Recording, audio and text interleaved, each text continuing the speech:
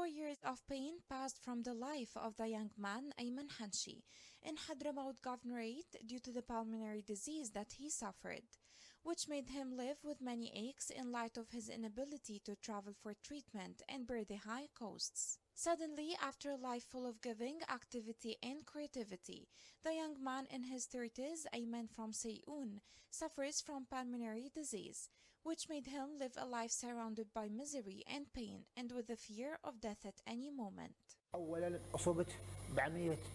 It all started with some coughing and chest pain.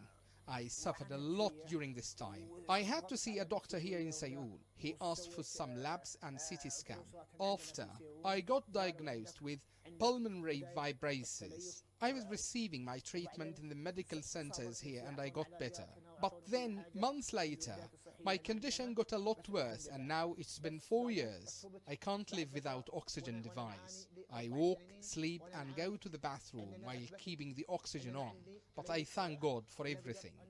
For 4 years, Ayman has been living a bitter struggle with pain, as medical tests proved that he needed a lung transplant at a very high cost that prevented him from getting treatment as he can't afford it, which made him remain a prisoner suffering silently and trying to live with his aches.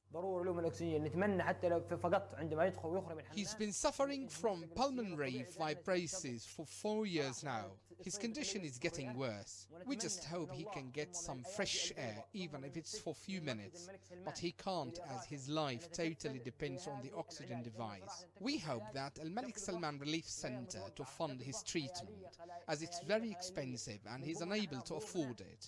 Our income is very limited. We can hardly provide some food and a living to our family, but the treatment and the medication is really so expensive.